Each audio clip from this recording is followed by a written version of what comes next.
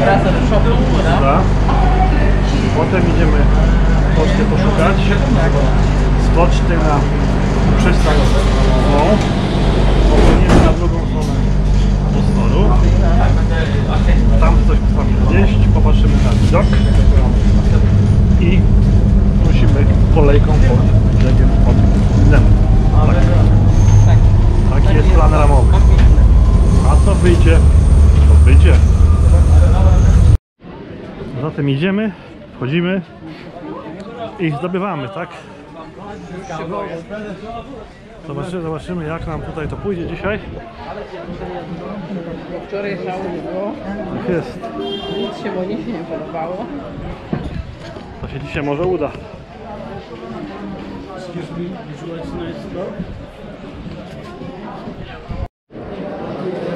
Weszliśmy, idziemy teraz na po przekątnej nie. Ale ważne, idziemy przed się. Idziemy, pani wybiera. Pan nam tutaj dał różne modele, kolory, rozmiary. Mamy też w polówkach tutaj. Pan poszedł jeszcze coś inny model przynieść od sąsiada. Widzimy w jego tu magazynie, widzimy tutaj.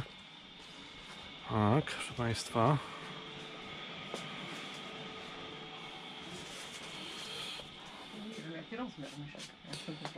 Dla Mitka? No ja też nie wiem, no to już ty musisz ocenić. No. Ja myślę, że naprawdę lepszy, większy niż mniejszy. No. Grunt, żeby nie było jakiś mega za dużo, ale myślę, że XL to będzie optymalnie. No.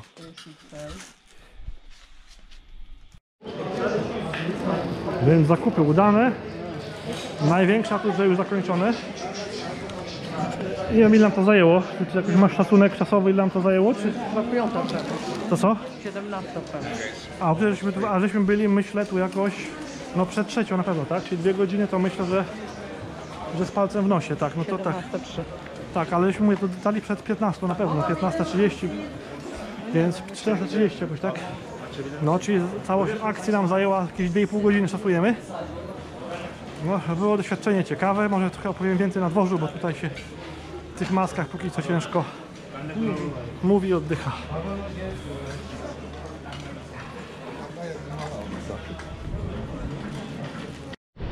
Idziemy teraz w dół, w kierunku nabrzeża. Meczecik, tak? No tu też coś widzimy praktycznie jest, tak? Niewątpliwie. Godzina jest 17 coś, tak, proszę pani? Więc tak wygląda na to, że też już parę osób z pracy wyszło i zmierza. Bo generalnie idziemy do przystani promowej, żeby przepłynąć na drugi brzeg Bosforu. A tu już mamy tą naszą kolejkę Marmarej, tak? Mamy gdzieś tam myślę znaczek. Niosę będziemy wracali wieczorem z drugiej strony Bosforu. Więc to przejdźmy sobie może moich ciekawości. Zobaczymy czy na tą naszą kartę się tu da będę wejść. Miły powiew wiaterku po 2,5 godzinach spędzonych na bazarze. Aczkolwiek tam i tak była jakaś wentylacja, klimatyzacja.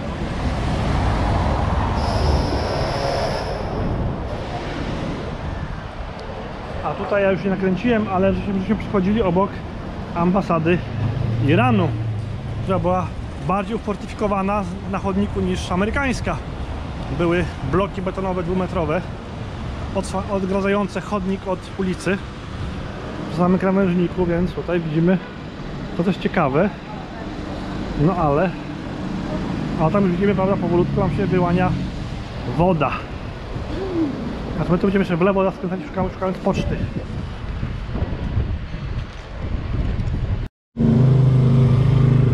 Poczta na horyzoncie.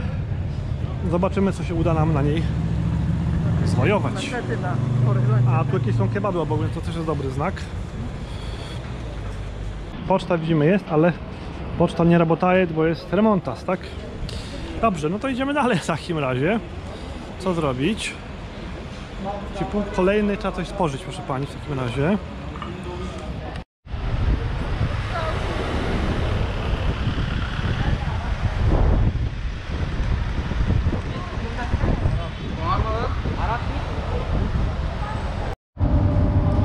Więc jednak wygrała wersja jemy przed promem. Po tej stronie jest zdecydowanie mniej real niż wczoraj, bo mamy kebaba i fryteczki i kole za 15 zeta na głowę, rozumiem, więc smacznego.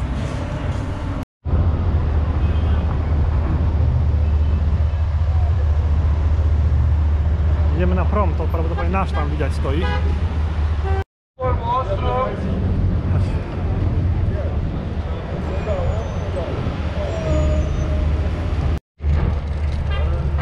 Teoretycznie przeszli przez kontrolę, czy praktycznie przeszli przez kontrolę. Skasowali naszą kartę Istanbul Card za 3,5 lira od łebka. I to jest to, czy ten prom, się dopytamy jeszcze. Bo to, jak wynikałoby z tego, jest zintegrowane w systemie komunikacji miejskiej, tak? A się jeszcze dopytamy tutaj panów z obsługi. Więc taniuśko. Taniuśko.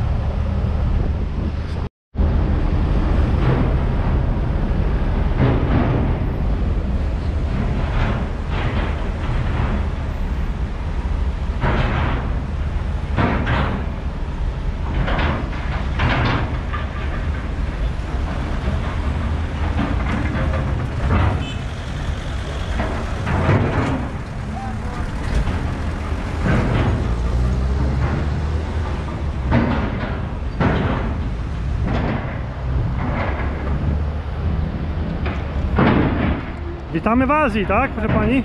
Witamy w Azji. Należało powiedzieć. No tak, żeśmy na azjatyckiej stronie Istambułu wylądowali. Zatem kroczymy dumnie deptakiem po azjatyckiej stronie Istambułu. Stwierdzamy, że to jest tak bardziej rezydencjalnie, mówiąc po polsku, czyli mieszkaniowo. Nie ma tu jakiegoś, widzimy, przemysłu, biznesu, są bardziej mieszkania, jak rozumiem, apartamentowce jakieś. Przez to jest spokojniej, mniej gwarno, co jest miłą odmianą do dotychczasowych dzisiejszych doznań i bazaru, i poza bazaru, i tramwaju, i tak dalej. Kroczymy tu dzielnie w kierunku latarni na wyspie. Ona się nazywa Leandra, tu jeszcze tam są inne nazwy, ale ta mi się akurat najbardziej przysposobiła w pamięci. W ogóle można dopłynąć. Można dopłynąć teoretycznie, zobaczymy, może to uczynimy, jak będzie jakaś możliwość. No generalnie idea jest taka, żeby tu się potem zaczaić na zachód słońca. Tutaj widzimy, słoneczko jest w miarę... Ma być romantycznie, tak babcia Jagódka zalecała, więc staramy się tych zaleceń trzymać.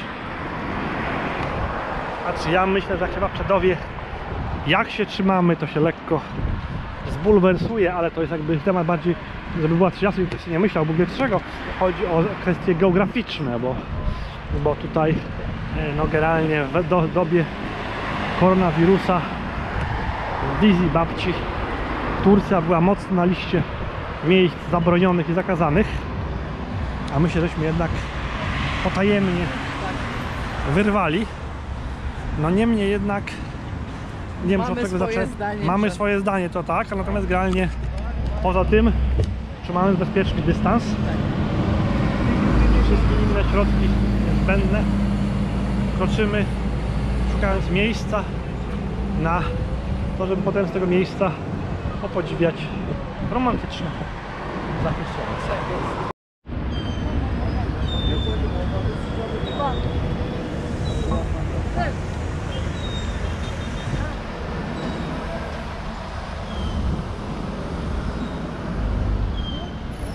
Znowu może patrzy na lik, się poje te łódki, tak? Sprzedają. Ale tu już nie ma takich royal łódek, jak były tam. No na takie to może by nas było stać, jakbyśmy się tylko wyjmując ze skarpet. Tak jest.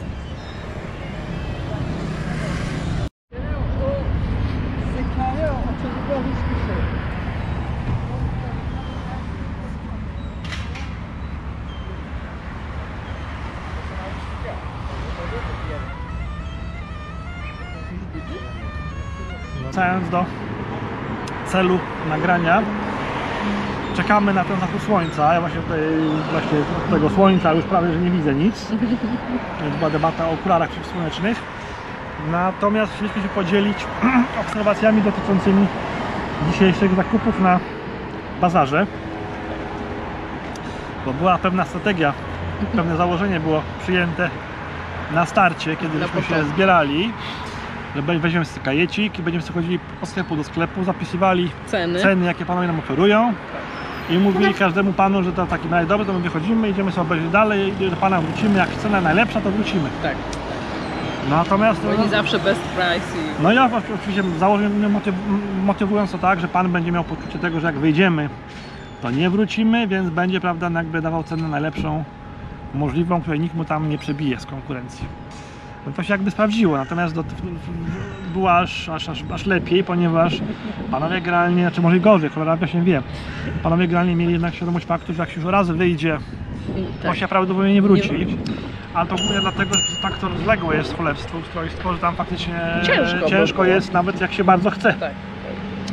Czego dowodem było to, że chcieliśmy do jednego sklepiku wrócić i żeśmy de facto wrócili, no bo my uparte dwa niedźwiedzie, natomiast zajęło nam to dobrych parę minut, żeby, a nawet paręnaście myślę, żeby obejść poszczególne zakamarki, żeby trafić w to miejsce, gdzie byśmy byli wcześniej, tak?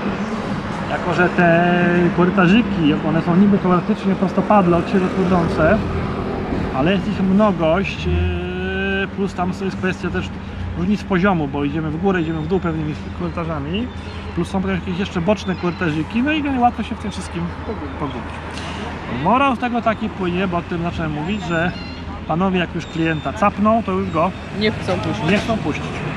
Oczywiście chcą mu sprzedać też jak najwięcej, tak? Więc jakby też jest motywacją ich mówienie, że jeżeli kupisz więcej, no to oni też zajdą z tej, wiesz, jakby ceny, tak? Te negocjacje cenowe są wtedy może trochę jakby... I no i to prawda, tak jak myśmy mówić, że na pewno hurtowy zakup jest lepszy, przy czym hurtowy to jest od 2 sztuk w górę, tak? Jedna sztuka to jest tak już detalicznie mocno, jak już 2 to już się pan cieszy bardziej, a 3 No to już jest totalny orgazm, w związku z tym to pozwala zejść z ceny. No i jak powiedziałem, to wychodzenie, jeżeli pojawia się motyw, że wychodzimy, no to cena, że tak powiem, zaczyna dość szybko iść w dół, tak? Nawet w kierunku tego, co się parę minut temu wydawało totalnie nierzeczywiste, nierealne. Tak, Pan tak. tłumaczył, że się No, nie da. tak. Natomiast ta sama cena, która była wcześniej wypowiedziana z naszych ust, w momencie, kiedy wychodzimy, jakby już się staje coraz bardziej realna. Może nie tak od razu na siup, ale schodkami pan tam do tej ceny zmierza. Generalnie miło, sympatycznie. Panowie sympatyczni, gdzieś tam językiem polskim osłuchani, więc tam oczywiście pewne zwroty opanowane. Tak, jak się masz, tak, dzień dobry, do widzenia, cześć i tak dalej, pani, proszę, i to tak między sobą opanowane mieli. 2 chyba z nich argumentowało to tym, że pracowało przez jakiś czas w tych nadmorskich różnych tam kurortach tureckich, więc siłą rzeczy miało większy kontakt z polskojęzyczną ludnością. Głównie płci przeciwnej, jak wnioskowałem z opowieści panów. Aczkolwiek mógł być oczywiście taki bajer bardziej też PR-owsko-handlowy, tak, żeby tutaj, prawda, zabajerować urodą niewiast z Polski, tak. Jeden pan, znaczy to ten najmłodszy miał tam, ten od magnesików miał żonę, to kolega tego pana miał rzekomo Polkę, żonę mieszkającą w Turcji. Natomiast ten starszy pan z kolei, nie było pana widać, więc to, ale dla nas starszy pan, który sprzedawał pasek, miał żonę Turczynkę, ale się nie chciał zamienić. Ja proponowałem, że w ramach tutaj redukcji i upustu może zamienić się na żony, bo twierdził, że tamta żona jego jest bardzo gadatliwa. Natomiast w obliczu tego, że Monicia była bardzo niegadatliwa przy okazji tych negocjacji, o czym zaraz powiem słówko jeszcze też oczywiście, no to oferowałem, że jak chcę mieć taki model mniej gadatliwy, to możemy się machnią zrobić za cenę tego, że upuści tam tą cenę tego paska i innych rzeczy. Nie oddał żadnych. Ale stwierdził, że nie, że woli chyba gadatliwą jednak. No więc są różne zboczenia, jak widać w przyrodzie, no i dobrze. Teraz właśnie kolejny element jest taki, że na pewno dobrym tipem, dobrą wskazówką jest pójście przynajmniej w 2 osoby. Tak. I odgrywanie roli dobrego i złego policjanta, czyli klasyczny model. Ja byłam tym złym. Gdzie jeden, ten zły, to jest ten szef, prawda, w rodzinie, głowa rodziny, która trzyma kasę i decyduje, a druga, ta, która bardziej gada, powiedzmy, tłumaczy, dajmy na to, jest jakby tym niższym rangą pacjentem.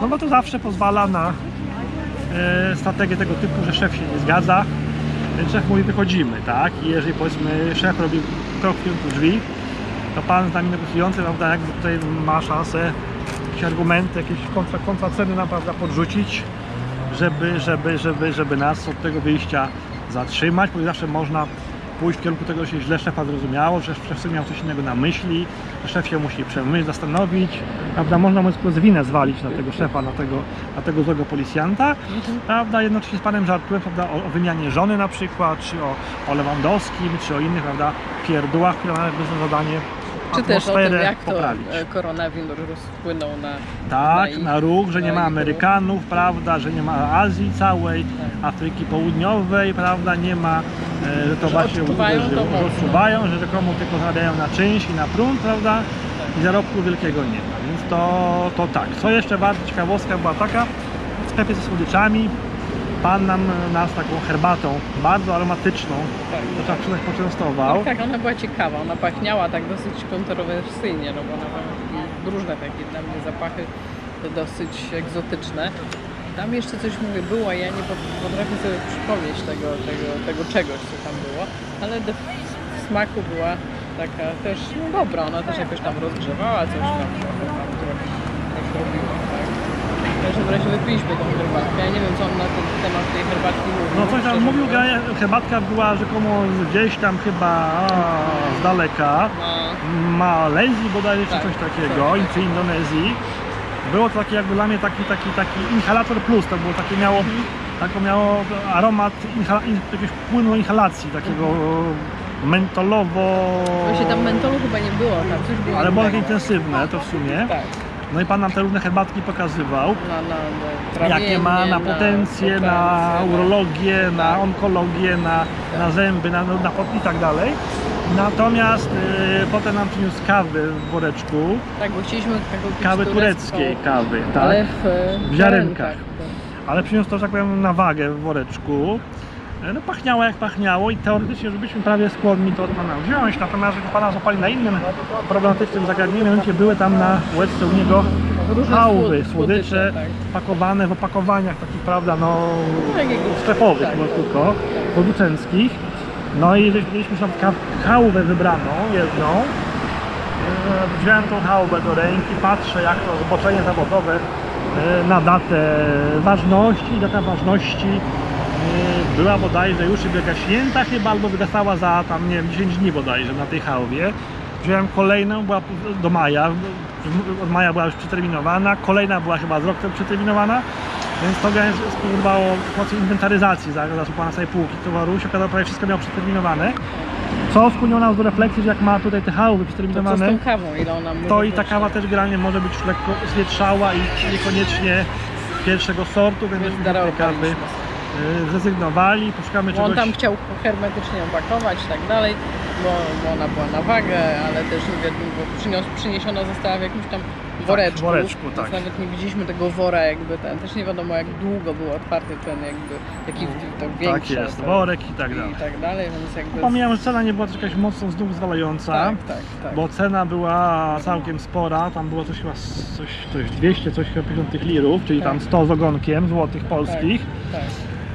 Tam by się kilogram, dało co niby z prawda. tego zejść, ale pan z kolei argumentował to tym, że oni na spożywczych rzeczach na tym bazarze nie mają takich dużych narzutów jak mają na tekstyliach, więc nie bardzo ma niby z czego schodzić, w związku z tym no, nie godził się na zejście z ceny, więc za kawę potencjalnie zwietrzałą za ponad 100 zł się żeśmy jakoś chyba, za kilogram oczywiście, Tak, znaczy stwierdziliśmy, że jednak zdecydowaliśmy, że może poczekamy.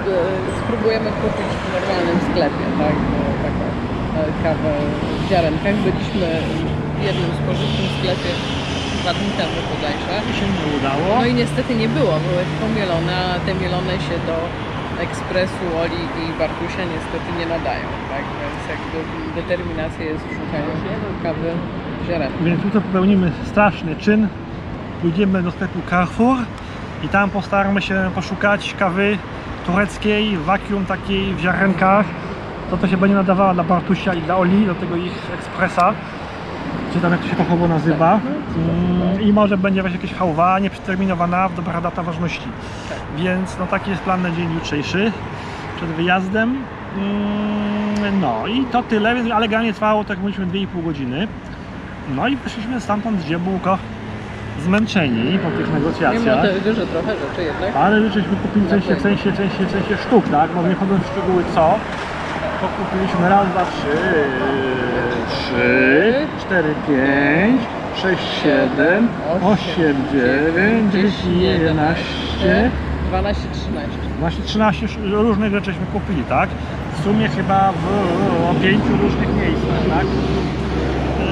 Więc Znaczy też jest takie godne, nie wiem, przekazania, to, że jak nas ten pierwszy pan złapał na tam w tym pierwszym jakby sklepie i pytał się, co byśmy jeszcze chcieli i jakby przekazaliśmy, jakie mamy jeszcze pragnienia. tak, jakie zakupy chcielibyśmy zrobić, to on już nas jakby do swoich kolegów przekazywał, tak, że jakby tam też mają, jak widać, jakieś zawiązane swoje tam, że z siebie polecają, tak.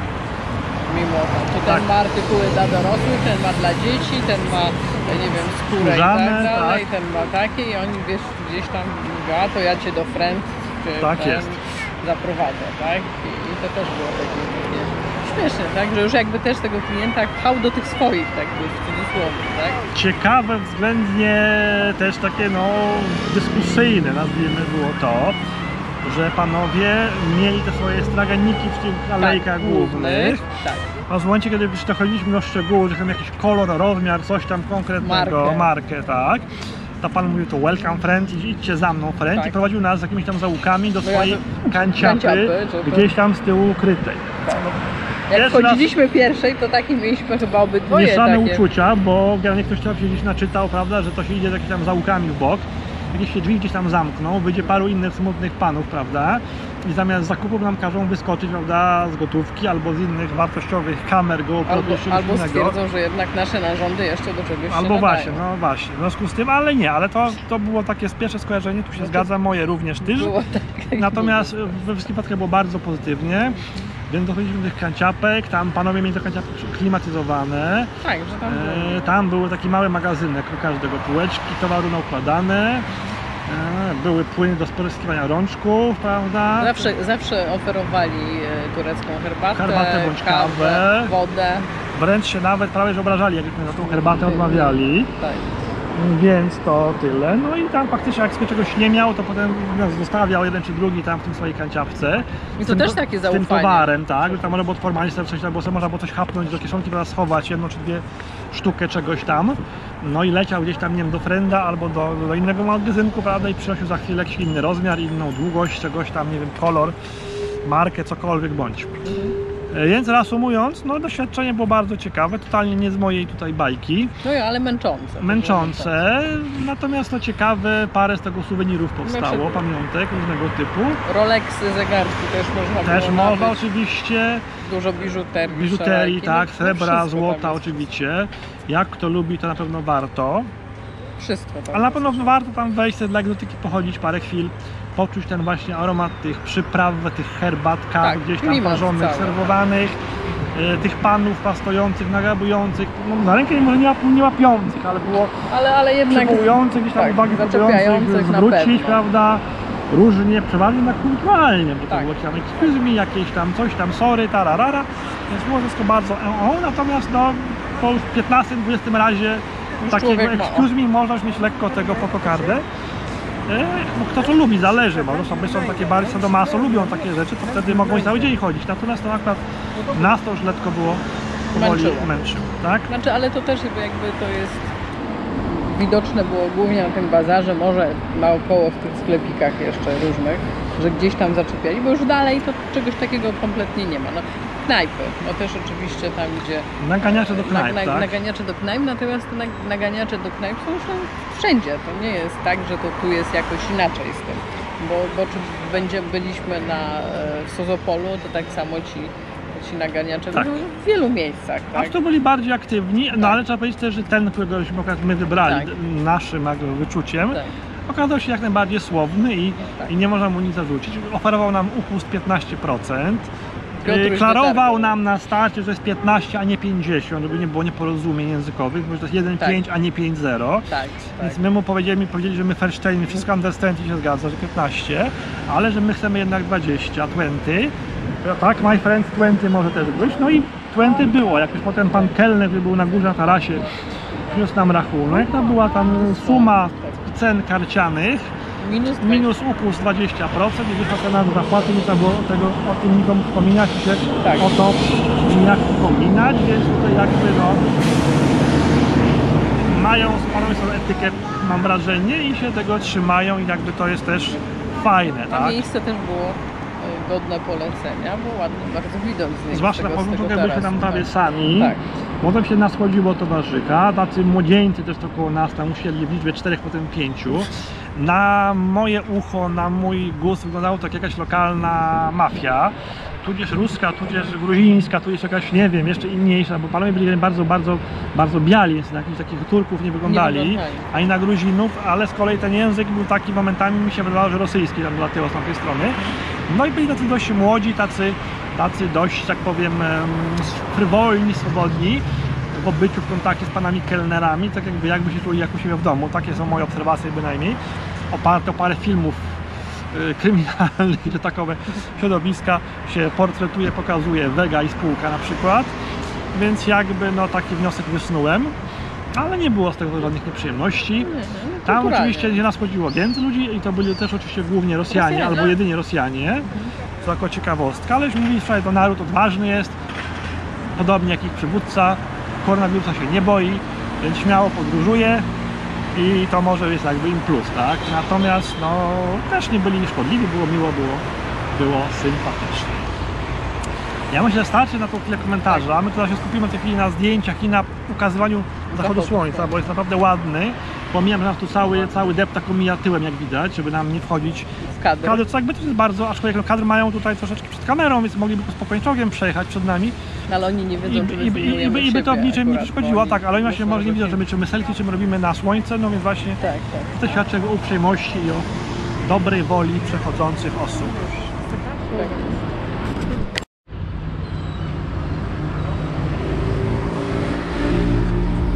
Tak wygląda słonko w tej chwili, po naszym przydługim monologu. No dialogu, tak. Wiadomo, mówisz więcej, ale jednak był to dialog. Bo ja mam geny babci Jagódki, dlatego ja jakby mam z urzędu prawo mówić więcej, bo to jest moja wada charakteru oczywiście. Ale i ty też coś mówiła i no komórka mi wyleciała, mam wrażenie, z kieszonki. Ale się poderwała jak sarna i ją uratuje.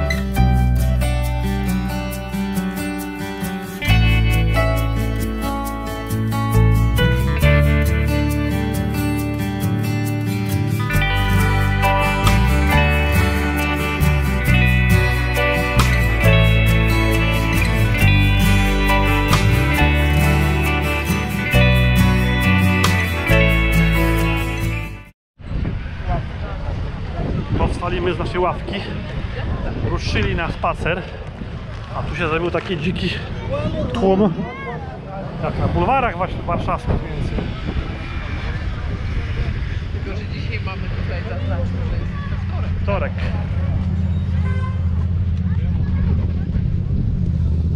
Wtorek, 1 września. Godzina 20:40. Proszę Państwa.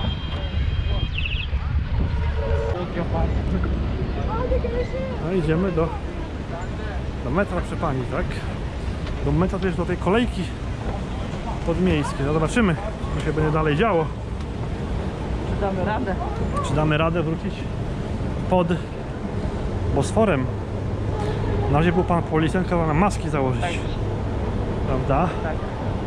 Właśnie. I prawilno.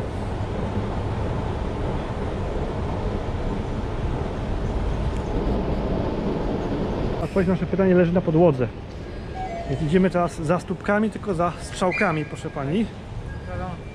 Tak, idziemy. Idzie w lewo, już widzę, bo to są fioletowe. Fioletowe widzisz, tak? Fioletowe, tak, w lewo.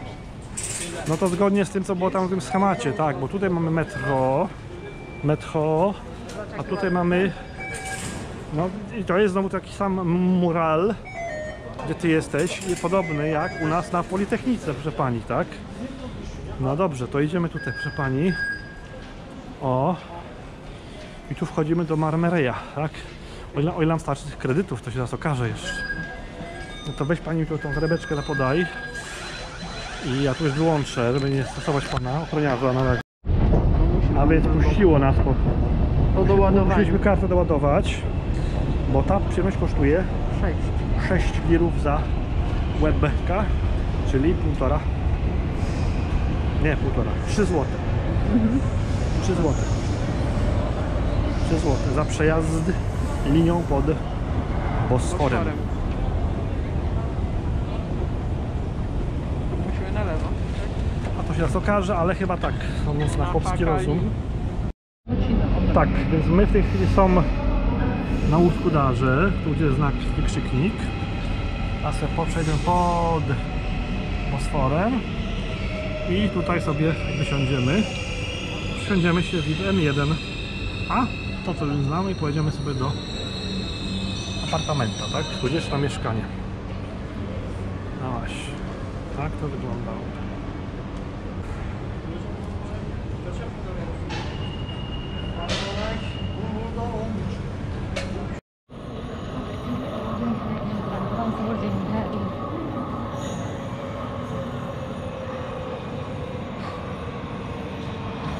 I nadjeżdża nasz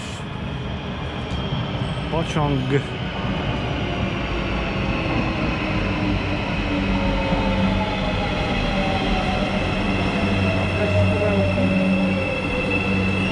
Taki sam podobny model jak tamten na tej linii MB, czy jak tam wygląda.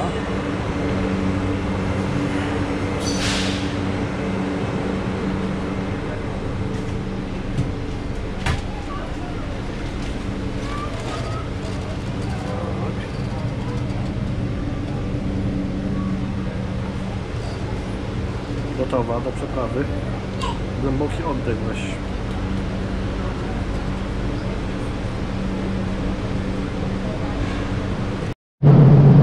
W tej chwili prawdopodobnie już jedziemy wodą.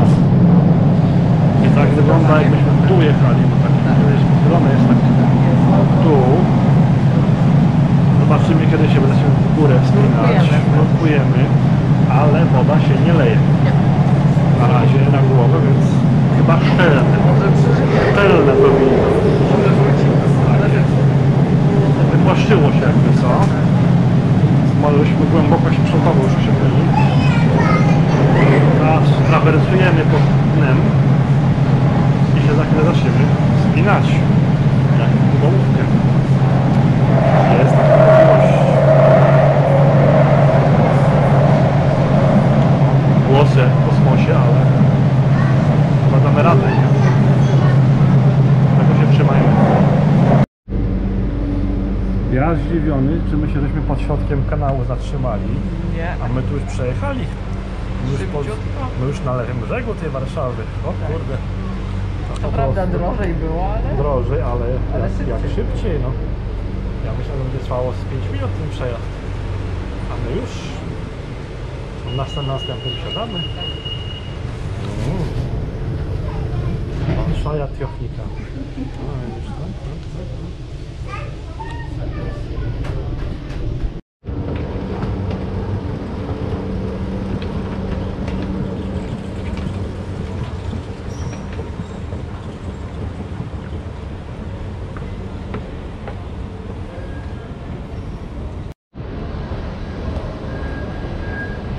To jest.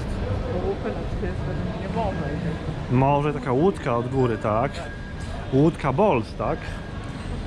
Łódka Bols i ona coś tam niesie, tak?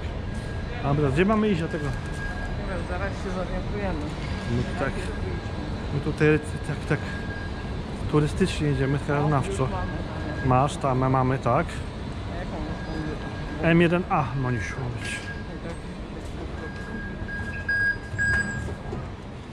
No metro to prosto na razie. Prosto tutaj idziemy tymi paniami, ładnie, o tu też metro. O. M1A, prosto. Tak. Też nadal prosto. No to nawet mamy M1. Mamy też strzałki, mamy też. Tak, i czerwone są jakby. A stópek nie ma, ale są strzałki też. Prosto. Tutaj ruch jak na lotnisku, proszę pani, nie? Okięcie. No oczywiście. I tu jest no entry. Ale to co? Tutaj mamy. Tak, jak